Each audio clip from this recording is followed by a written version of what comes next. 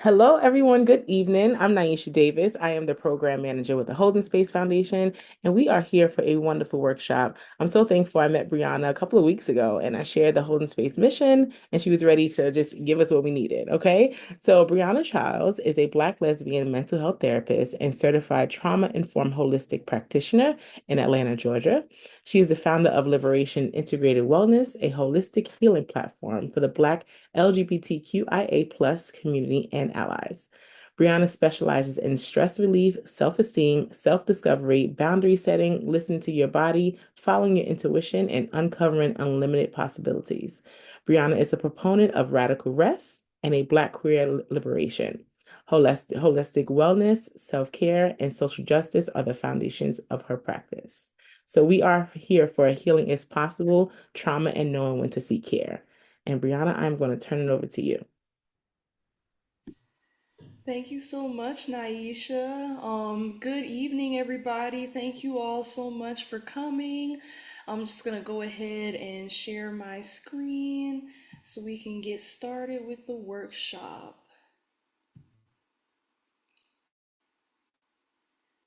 Okay. So, if anybody has any difficulties seeing the screen or hearing anything, just let me know. And we're gonna go ahead and get started with tonight's presentation. Healing is possible, trauma, and knowing when to seek care. So again, my name is Briana Childs. I'm a licensed master social worker and a certified yoga teacher. And we're gonna go ahead and get started with the agenda for tonight. So, first we're going to start off with a content warning. Then we're going to go into what is trauma and the types of trauma. We're then going to go into trauma and mental health, the symptoms that you can experience, and when to seek care. And then we're going to go into what you all are here for, the healing is possible part of the presentation, where we talk about what healing modalities can help you navigate and cope with trauma. Then we're going to go into a pause for healing. I'm going to lead you all through a brief sound healing session. Then I will show you all some recommended reading resources on trauma, and then we'll end with my contact info and any questions if anyone has any questions at the end. So that's going to be the workshop agenda for the day. Okay, I'm gonna go ahead and go to the next slide.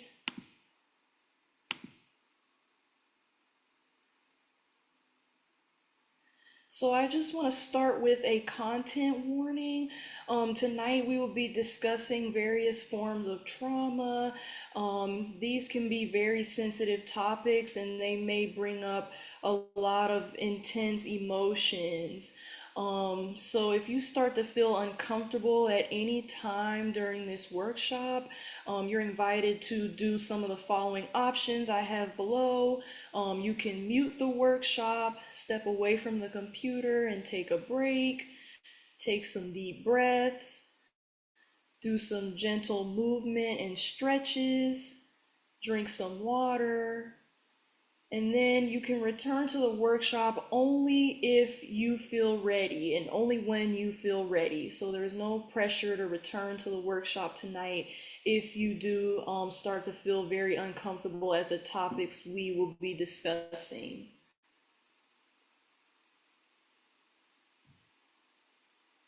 Okay, so what is trauma? I wanted to open up with this discussion question to kind of ask you all, how would you define trauma in your words, or what words come to mind when you think of the word trauma? I say past experiences that anybody experienced that I don't know, like resonates with them that I don't know how to explain it, but that's what I think of. Yeah, definitely. Past experiences for sure. Uh, Probably something. Well, I think I suffer from PTSD. Something that's happened to me several times over and over in the past, and it still bothers me to this day. So I would Mm-hmm. say unresolved issues. Mm-hmm. Definitely. That's right on the nail. And some people put some things in the chat, Brianna. Okay, let me look there.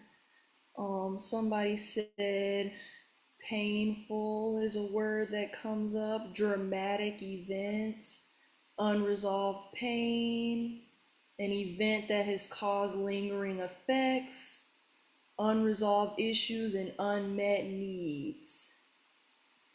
Those are great, everybody. Thank you all for sharing and participating in that discussion question.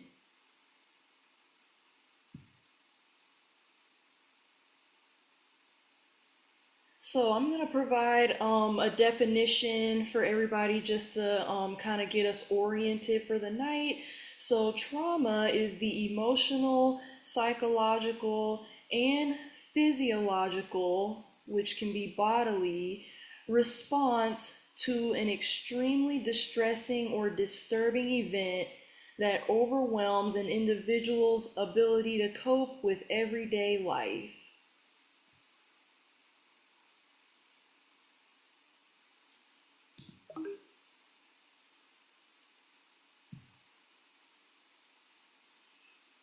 So we're going to be going over the following types of trauma tonight. This is not an all exhaustive list, of course, but we're going to be covering some of the details of these different types of trauma. So we're going to go ahead and start with acute trauma. So, acute trauma is trauma that can result from a single time limited incident. So, thinking about a single instance that happened in your life that was very traumatic, and it's time limited, so it happened over maybe the course of an hour or a few hours, and it's a time limited event.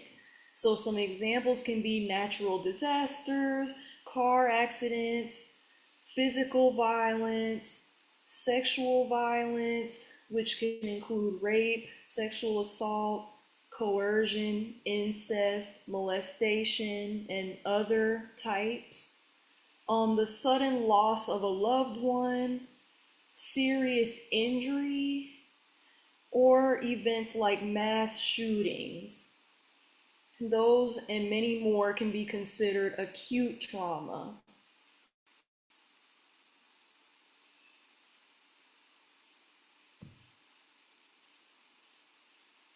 Next, we're going to be talking about childhood trauma. So, this is trauma that occurs during your childhood, during your formative years, and it can kind of have a serious impact on your life because trauma affects the brain. So, when you're going through childhood, that is when your brain is most sensitive and it's still developing, and sometimes trauma can interrupt that development or cause a delay in your development. So, some examples of childhood trauma can be physical abuse and or neglect, emotional neglect or abuse, and that can include having the silent treatment given to you from your parents, being abandoned by your parents, having to tend to your parents' emotions to avoid outbursts and harm, and many more things that fall under the category of emotional neglect or abuse from your parent, being called names, being talked to very harshly, and etc. Adultification, so being sexualized or criminalized at a young age. If your body was talked about in an inappropriate way when you were a child, or if you got into some legal issues as a child and they charged you as an adult, or they were very harsh with the sentencing, that can be traumatic. Parentification, which means having to parent your siblings or your parents, having to financially contribute to the household as a child or a teen, and many other things can fall under that category. Sexual abuse, so including incest or child molestation. If you witnessed domestic violence or substance abuse in your home as a child, so if your parents often fought or got physically abused, or they abused drugs and alcohol when you were a child. And then also poverty or financial instability. So if you grew up and at a certain point you were homeless as a child, or you all had to live in many different places or move a lot because of financial instability or housing instability, that can also be very traumatic.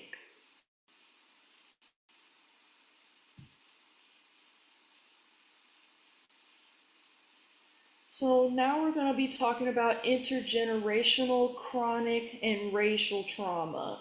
So intergenerational trauma is trauma that is passed down from one generation to another due to collective and unresolved distress. So some examples of that, especially for the black community, is American chattel slavery, which was 246 years of our history in this country. Following that was Jim Crow, which include lynching, dehumanization, and lack of basic human rights. Systemic oppression is an ongoing and chronic trauma that we all experience on a day to day basis in the United States. That can include racism, homophobia, transphobia, ableism, and classism. The prison industrial complex is another trauma that is chronic and racial and affects us on a daily basis, with black folks being more criminalized and punished more harshly than other races in this country, and also experiencing police brutality at higher rates than other races in this country. The crack epidemic and the war on drugs could be considered an intergenerational trauma if any of your family members went through that event in history and suffered from the consequences of over policing, criminalization, and also just the substance abuse issues that tore families apart.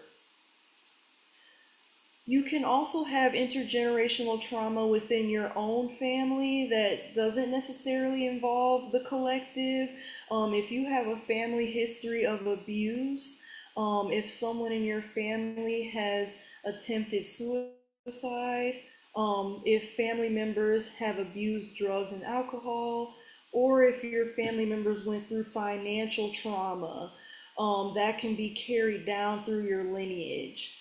The study is called epigenetics, and that is the study of trauma being passed down throughout the generations. And the study has found that it can be passed down literally through our bloodstream and in our bodies. So these traumas are not just mental, but we hold them in our bodies, what our ancestors went through.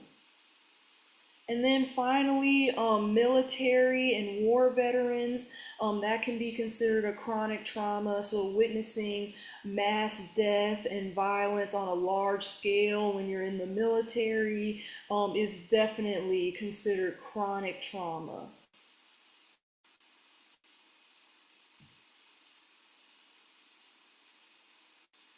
Some other types of trauma that I want to go over, vicarious trauma. That is if you have witnessed or been exposed to the traumatic experiences of others. So if your loved ones have gone through any trauma and they told you about it and they confided in you, you can also be vicariously traumatized by that.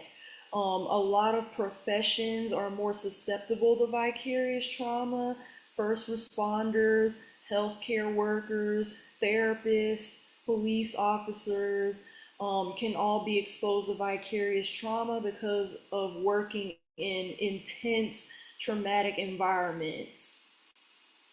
Collective trauma is trauma experienced on a collective level by mass groups of people. So, COVID-19, the pandemic we just went through, was definitely a collective trauma that the entire world experienced. Hurricane Helene is a collective trauma that's ongoing right now for the people that were impacted by that. And of course, police brutality, slavery, and systemic oppression are collective traumas that the Black community experiences. And then finally, religious trauma is trauma perpetuated by a religious organization or group.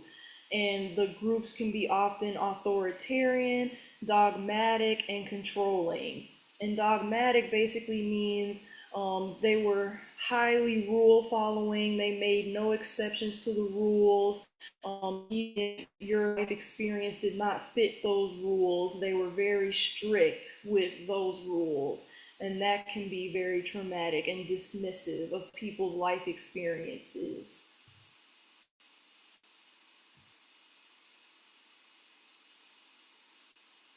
So now we're going to be talking about trauma and mental health. So now that we've gone over the types of trauma, we're going to talk about what symptoms can come up when you've experienced any of these events that we discussed.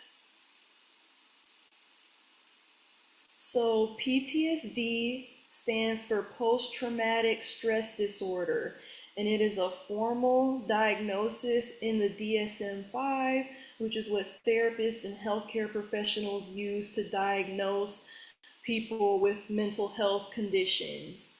So the symptoms can include flashbacks, which means you are mentally re-experiencing the traumatic event in real time, even though it's not happening in that moment.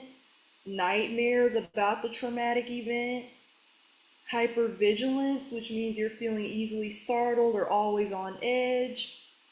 You can have memory issues, so difficulty remembering what even happened during the traumatic event. You can have negative thoughts or feelings of guilt and shame, irritability or angry outbursts, dissociation, which basically means you feel disconnected from your body or your environment all of a sudden, and that can happen for a period of time. Avoidance, so you avoid anything that reminds you of your trauma. You avoid anything that may trigger you or any person that reminds you of the trauma, or maybe the person perpetuated the trauma on you. You avoid them. Numbing your emotions, that can include abusing drugs or alcohol, self-harming, or maybe using food to numb your emotions. PTSD can also come with physical pain and a myriad of health issues. Again, as we talked about, trauma affects your body as well, not just your mind and mental health. So you can have physical health issues that result from trauma as well. And you can also experience suicidal thoughts and or behaviors. So feeling like you don't want to be here anymore, feeling like you don't want to be alive anymore. Those can be feelings that come with PTSD and experiencing trauma. So now I want to talk about CPTSD, which stands for complex post-traumatic stress disorder. This diagnosis is not officially in the DSM-5, but it's being studied and becoming more recognized widespread by mental health professionals, and it results from complex trauma. So complex trauma can be multiple, varied, and chronic traumatic events that you experience over a longer period of time. So over the time period of maybe your childhood or over the course of several months or several years. And you can also have multiple traumatic instances that happen So a variety of the ones that we discussed earlier in the workshop, you may have checked a lot of those boxes. If so, then you may be suffering from complex trauma. The symptoms are similar to PTSD, where you have flashbacks and nightmares, dissociation, isolating yourself from others, feelings of anger, mistrust, hopelessness, emptiness, and worthlessness, emotional numbing again, suicidal thoughts, and physical symptoms such as headaches, dizziness, stomach aches, chest pains, and of course, other health issues and physical symptoms that can arise with PTSD can also come up with CPTSD as well.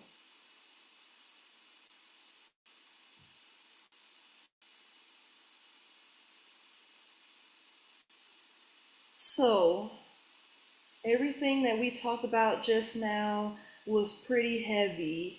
So I invite you all to take a deep breath in through your nose and out through your mouth.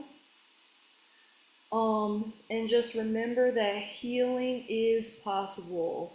So, all of those things that we talked about, healing is possible from every single one of those traumatic events that we just discussed. So, we're going to go into some of the healing modalities that you can seek out in order to help yourself.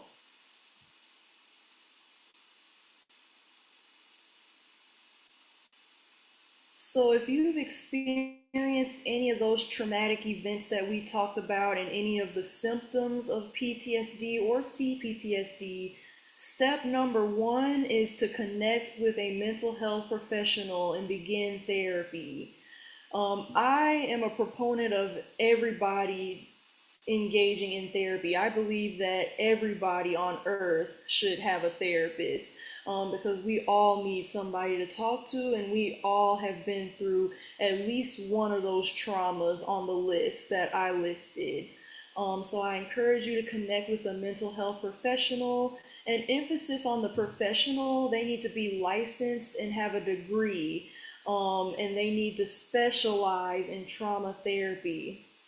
That part is really important because if you're dealing with somebody who isn't qualified to deal with trauma, you may become re traumatized, which can happen if you're sharing your trauma with somebody who is not equipped to handle it appropriately or properly.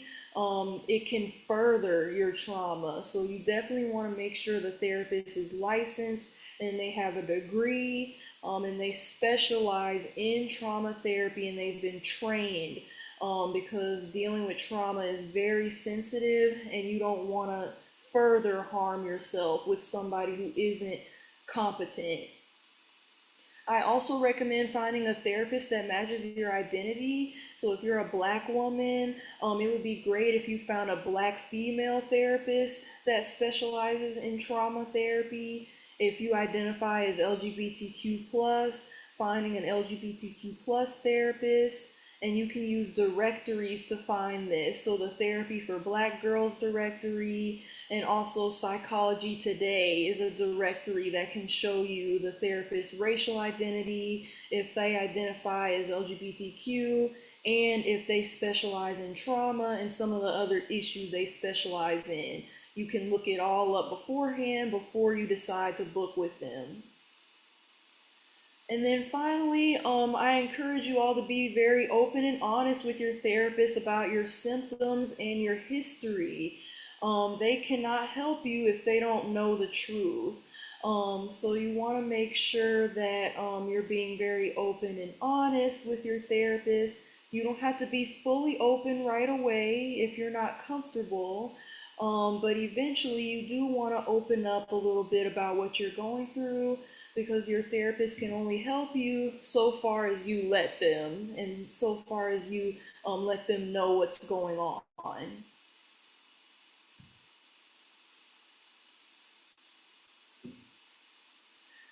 The next healing modality I want to encourage you all to explore is yoga.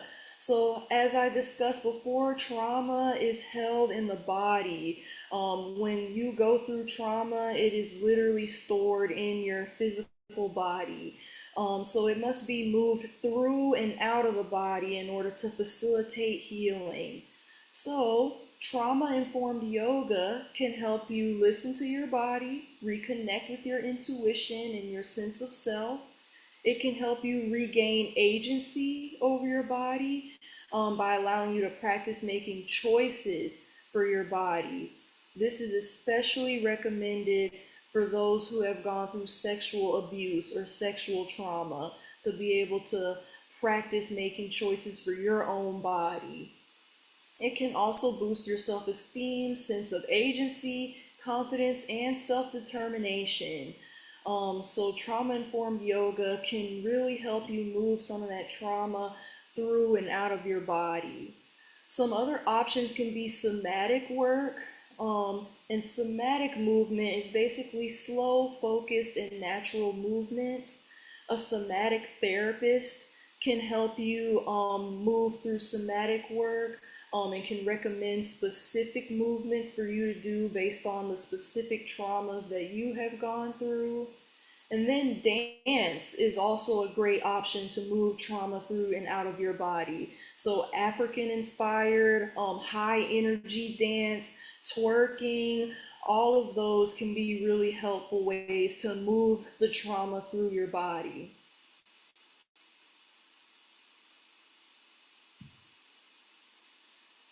So you may be thinking, yoga? I don't want to do that. That's for skinny white people. If you're thinking that, that's very valid. However, I have some resources here for you all that can hopefully help change that perspective. So first we have Jessamine Stanley. She is a black plus size and LGBTQ yoga instructor. She founded the Underbelly Yoga, which is a virtual studio, so it's online. You don't even have to leave your house. And she leads yoga classes that are inclusive to different body types. So those really difficult poses that only skinny people can do, she does not have that. She leads you through poses that you can do with a more fuller plus size body.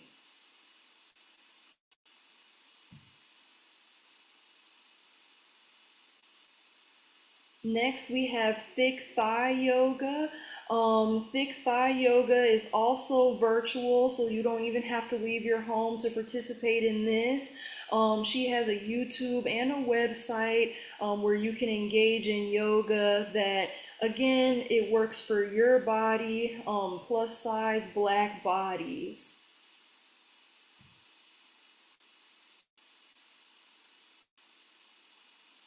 Next, we have Seven Yoga. This is a yoga studio that's based in Atlanta. If you live here, it's a trauma informed yoga studio and it's black owned. So, all of the instructors have been trained to provide trauma informed yoga and to be sensitive to your trauma and any difficult emotions that may come up while you're doing the yoga.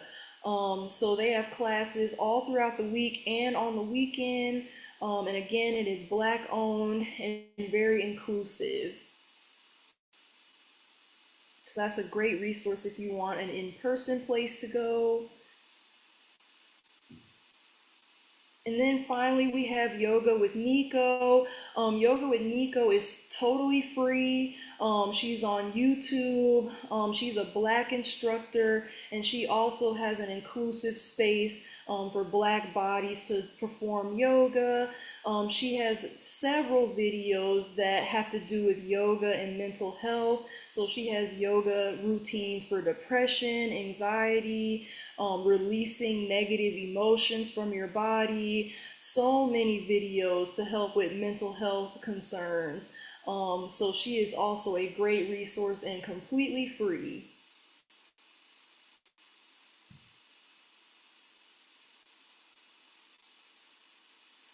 Some other holistic healing modalities that I would highly recommend in addition to therapy that you can use for trauma is sound healing.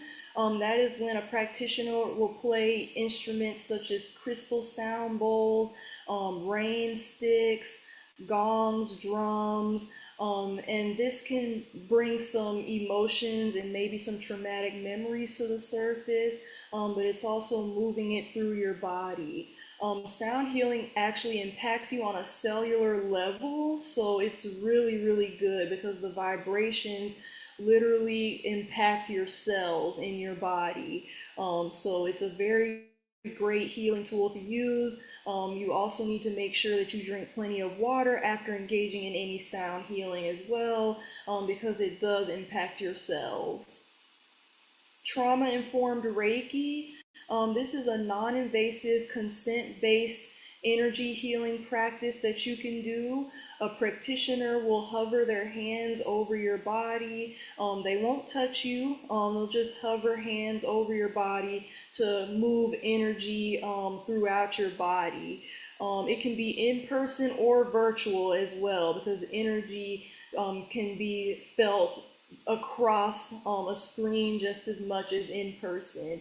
And they can also, the practitioner can help you navigate any traumatic memories that come up. After the session, you all can talk about ways that you can take care of yourself if traumatic memories come up during the session. And then finally, energy healing. So, using crystals, spirituality, or even your religious beliefs to help you cope with trauma can be a great idea. You can couple yourself with an energy healer, and they can do a chakra assessment on you. If you don't know what chakras are, they're basically 7 major energy centers in your body, and the practitioner can help you navigate if any of your chakras are imbalanced or having any issues at all, and can help you connect that with the trauma that you've experienced and help you navigate how to move forward with healing your chakras as well. So that is also a great option. And then finally, community. None of us heal alone, as I have on the bottom of the screen. We need community. We need each other to heal. So I would recommend seeking out support groups.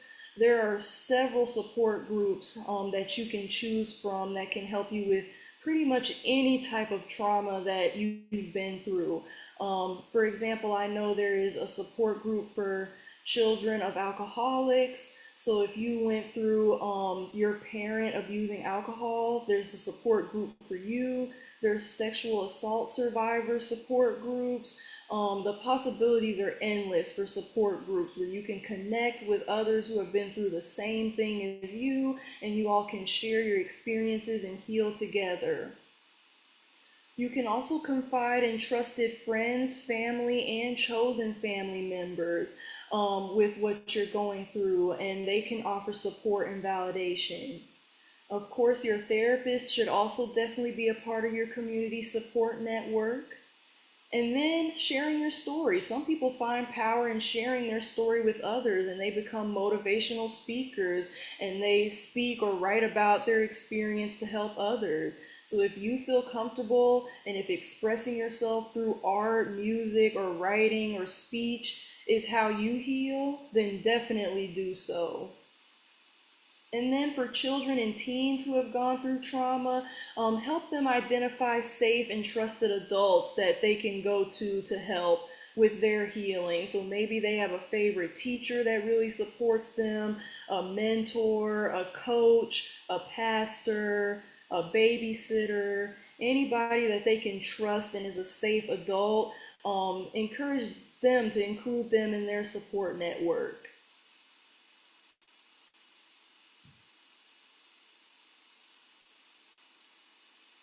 So now I want to pause and save a moment for healing. We just talked about a lot Maybe some of you all had some emotions that came up while we were talking about all of this. So I want to provide space for healing. So I'm going to do some sound healing, a brief sound healing for you all, to kind of get us regrounded and back centered into our bodies. I'm going to be playing a crystal sound bowl. And while I do this, if you're in a safe place to do so, I invite you to close your eyes and just take some deep breaths as you listen to the sound.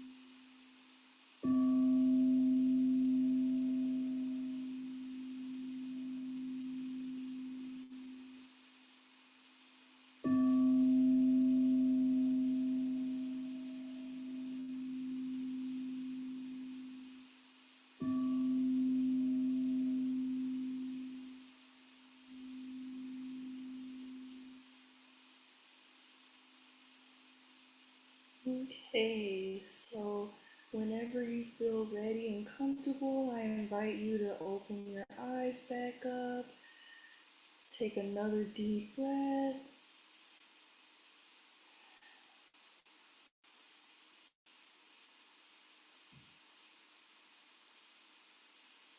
Thank you all for engaging in that with me. So I want to leave you all with some resources.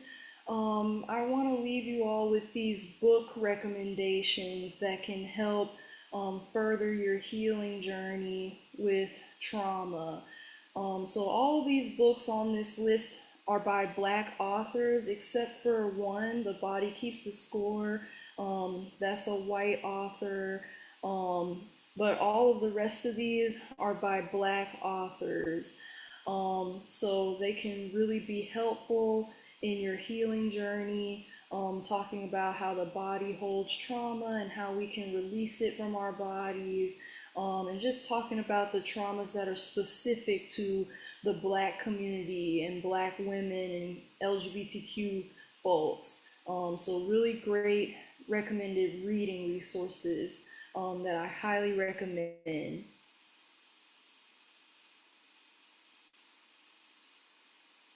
And now I would like to open the floor for questions that I can answer about the workshop and leave you all with my contact information as well.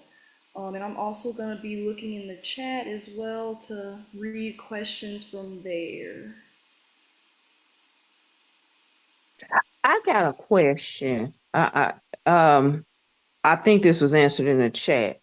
What if you cannot find a Black therapist? I mean, I know there's those out there, but there's still we're still a limited percent. Mm-hmm. Yeah, so very good question. If you can't find a Black therapist, that's okay. It's not the end of the world to have a therapist that's white or another race. You just want to make sure that they are culturally competent, and you can ask them that in the consultation. So a consultation is basically like a 15-minute first session with you and the therapist to see if y'all are a good fit. And you can ask the therapist, have you worked with Black people before? Have you been trained in culturally competent care? Are you an ally to the Black community? You're allowed to ask them all of those questions in the consultation, and same for any other identity that you have that you're wondering if your therapist is going to respect that. So if you're LGBTQ as well, you can ask them the same questions. So yeah, but it's okay if your therapist isn't Black. Healing can still take place with a non-Black therapist. I've had white therapists before in the past, and they've been great. So you definitely have the right to ask that in the beginning to make sure they're a good fit. Okay, thank you so much. I really appreciated this. Of course. Thank you for asking that great question.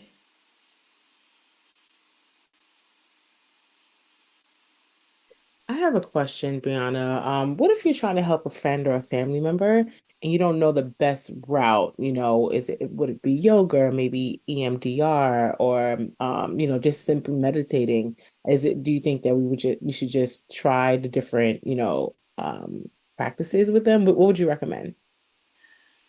So helping a friend or family member, I would definitely gently encourage them to start therapy, first and foremost, because a lot of the times, like, we really want to help our friends and family through their trauma, and it's okay for you to be there for them, but they do need more assistance than just maybe a friend or a family listening ear. Since trauma is so impactful on the body, they definitely need a licensed professional to help them navigate that. So you can be a part of the support network, of course, but they need more than that as well. And it also takes the pressure off of you as well, because sometimes, we've been carrying the traumas of our friends and family members because they won't seek help and they won't seek therapy. And that kind of like weighs us down as well, because again, if you're not a professional, you don't know what to do with that trauma either. So I would highly recommend encouraging them to seek therapy first and foremost. And then you can be a supportive listening ear and validate, of course. And you can also share with them these other modalities that they can try as well. And it depends on the person. That's why I offered a lot of different options because some people, maybe they're not feeling yoga, so maybe they want to do dance or twerking, or maybe they want to do Reiki, or maybe they're not really feeling spirituality, but they want to do things more with their body or sound healing. So you can definitely recommend these as well. Oh, so clear. That makes sense. And that just takes it off my mind. Aisha, you don't have to fix everything. It's okay. You can refer Yes, them out. As long as you gave them the resource, you did a great job. So thank you yes, for that, Brianna. Thank you. of course. And it looks like Brown has her hand up. Hi, good evening. Thank you so much for the information. My question is around setting goals around therapy. I've been in and out of therapy over the years. I'm a big believer in it. Um, and I'm just wondering, how do you, like, as you start to get introduced to the tools, the techniques, like, how do you make sure that you're getting the most, but also you're growing in your journey, right? Versus just kind of, I'm doing this over and over again and I'm not really breaking my cycles or whatever. I mean, I'm just curious. I feel like I've definitely made progress, but I'm getting more curious as to how to gauge and continue to grow and stretch in ways that I do with other types of areas of my life. Like, I usually set a goal or two. So That's a great question. Thank you for asking that. So I would say, definitely first and foremost, patience is key.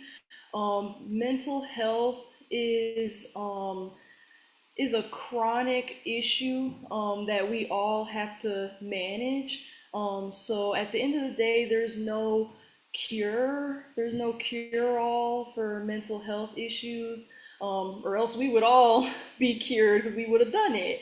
So it takes patience and a lot of repetition with the healing modalities that your therapist recommends. And you may not feel better right away.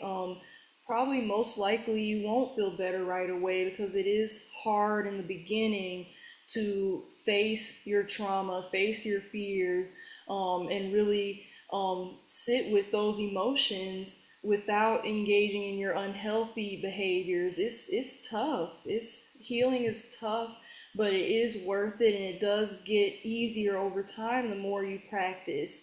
So just like you've practiced maybe unhealthy coping skills for years, it's going to take a long time to practice the new healthy coping skills and see progress. And you can definitely set goals. So, goals around your emotions, how you want to feel, how you want your life to look. Definitely tell your therapist in the beginning, what do you want your life to look like? How do you want to feel on a daily basis so that y'all have an idea of what you're striving for? And if some things don't work, if you tried some coping skills or some healing modalities and you didn't like those, that's where mhm. the trial and error comes in, where you try several and you find what you prefer and what works for you. Thank you. Of course.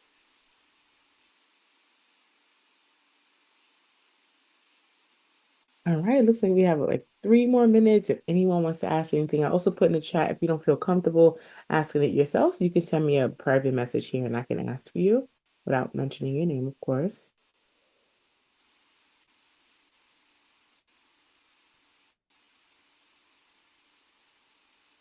All right. Brianna, did you? Oh, yeah, yeah, Yane. Hi. Hi. It took me like 3 minutes to find the raised hand. Um, but I wanted to add this, by the way, was my first time like kind of like tapping back in for for this group. And I really appreciate just the section that you gave and like so much good information. Um in just this bit of time. My question was more so related to because I feel like it's timely because we're on the cusp of the holidays. Mhm. and family time. And um, as someone who is myself, I feel like I'm on a very active and holistic healing journey right now with therapy, with a health coach. Actually, things kind of came to a head because I had some physical health issues come up that kind of forced me to just deal with everything and stop, I guess, like coping in negative ways. Um, but as I'm in this process, and like I said, we're on the cusp of the holidays. Um, when there are layers of trauma, um, mingled with the love, because live in the gray. It's not like I love my family or hate my family. But at the same time that I love my family and I know they have love for me, um, there has been um, trauma, um, even to an extent sometimes of dismissing um, trauma once it's kind of like brought up. Mhm. So, and I'm sorry because I know it's like 1 minute left, but do you have any, um, I don't know, any um, guidance or words just on how to kind of hold your peace? Like, I guess, like in a physical sense, it's like if it's a vegan going to, the family cookout, like how do you maintain your truth and your healing in the midst of people that you love, but that may be triggering? Mhm. Wow, I'm really glad you asked this because that is so real. The holidays are coming up, and a lot of you may be feeling really afraid and dreading what's going to happen. You might be coming into contact with abusers. So that's a very good question. First, I would say is if you have a therapist, the two of Mm-hmm. you definitely should come up with something called a cope ahead plan.